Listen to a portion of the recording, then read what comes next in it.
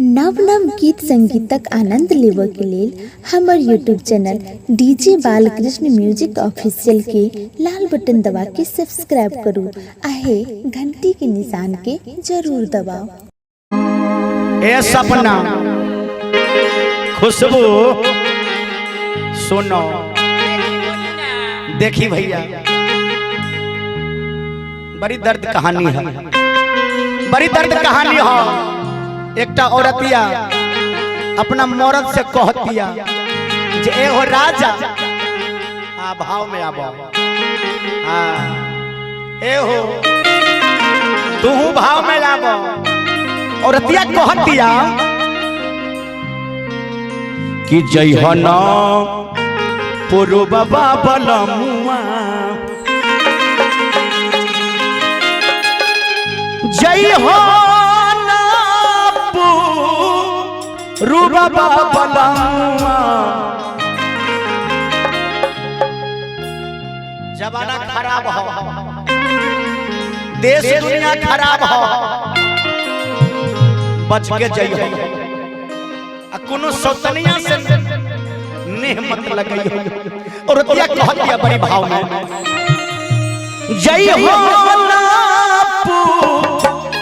रूबा बलमुआ, जजुआ मारे बंगलिया, जजुआ मारे बंगलिया। जय हनप रूबा बलमुआ,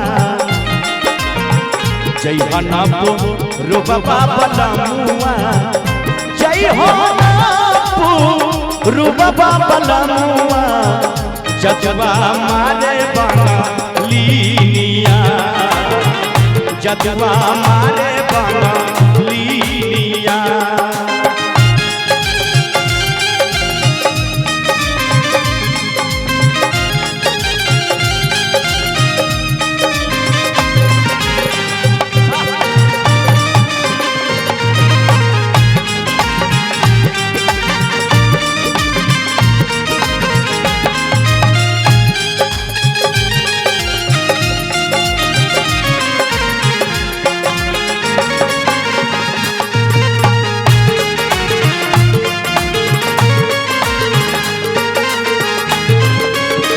और क्या कहतिया जे ए हो राजा,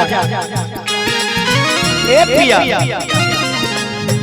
जजुआ मारे तोहे सुगना बनई, दीहे पिजरावा में डाली ये राजा जी, दीहे पिजरावा में डाली।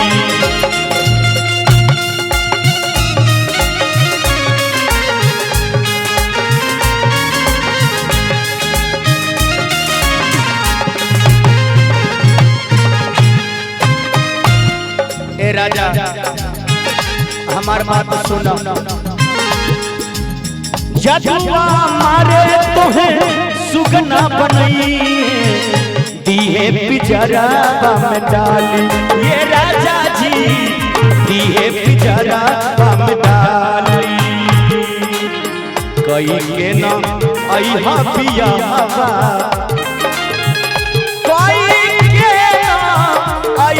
पियावा लइहा ना हो सौतिया, दिहल पिहा केहू के न पनिया, दिहल पिहा केहू के न पनिया।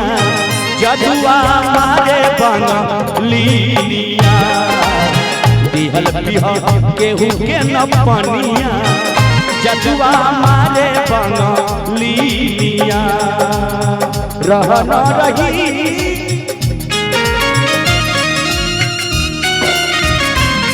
ए राजा कहियो माहुर खाके मर जा, पियल ना छोड़ब किछु कर जाए। ए राजा कहियो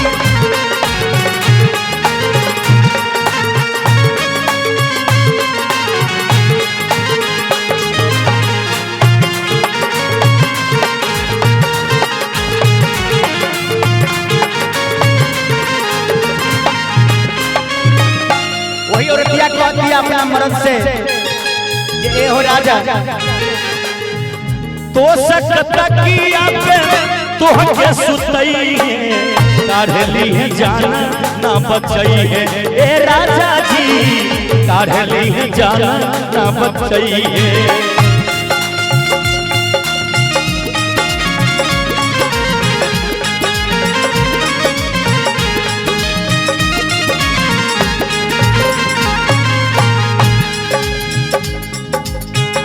तो सकतकिया पे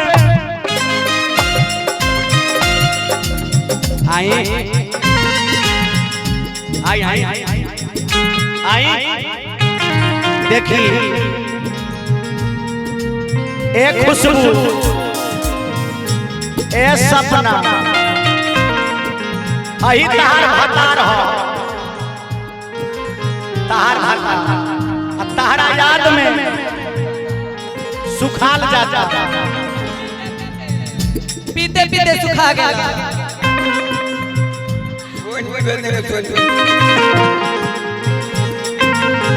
क्या कहला हाय हाय देखी कहतिया औरतिया कहतिया तो सकतकिया पे तोहके सुतई काढ़ली है जाना ना बतई है ए राजा जी काढ़ली है जाना ना बतई है